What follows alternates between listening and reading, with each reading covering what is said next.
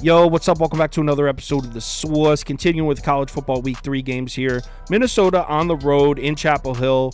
UNC laying 7.5 points at home here. Total at 49.5. Let's go. Welcome to The Source. The Source. Source.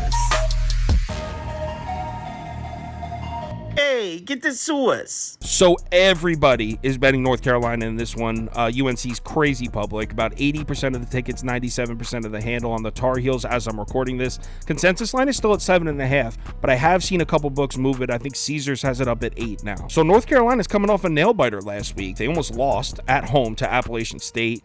Took them 2 overtimes to grab the win, 40-34 there.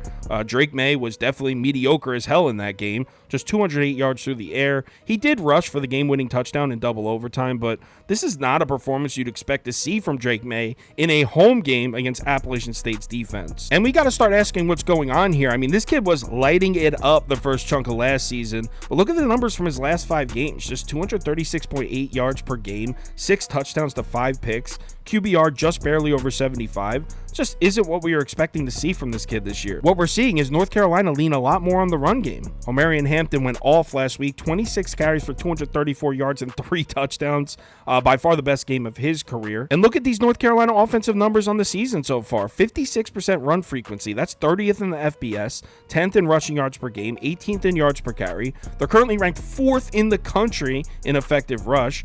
Is this North Carolina run game going to be a problem this year? I mean, it does make sense if you think about it. You got Chip Lindsey taking over the OC job from Longo, and he ran the shit out of the ball with UCF last season. Looks like he's sticking to his guns as far as running the football this year with UNC. Here's where it gets tricky though. UNC just played South Carolina and Appalachian State. Those 2 teams last year were ranked 76th against the run and 92nd against the run.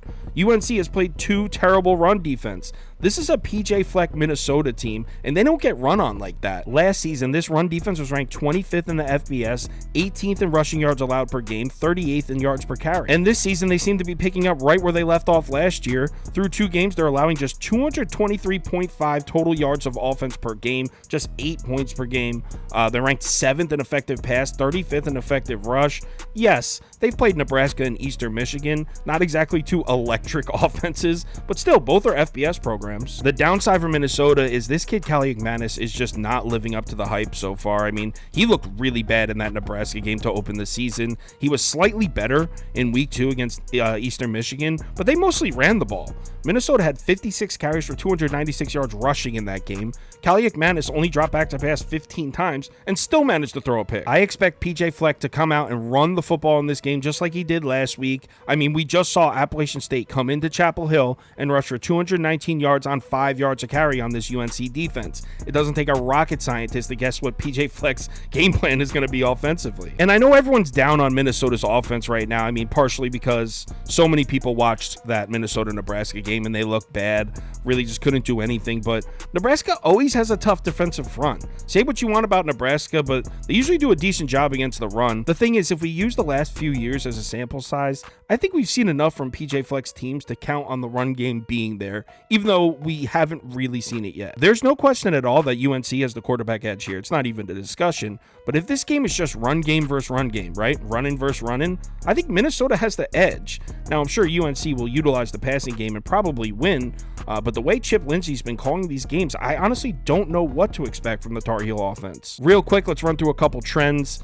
Minnesota, since PJ Fleck took over, 12-7-1 against the spread in non-conference games, 24-16-1 against the spread coming off a win, 5-8-1 against the spread versus ranked opponents. North Carolina, since 2019 when Mac Brown takes over, 15-20-2 against the spread as favorites, 7-9-1 against the spread in non-conference games, and 11-18-1 against the spread after a win. As far as what I'm personally betting, I'm taking the under here, 50.5. I expect the clock to be draining throughout this game. A lot of conservative play calling. I think Minnesota will hold UNC to field goals in the red zone, and I think Minnesota offensively will choke in the red zone because of poor quarterback play. So give me the under at 50.5.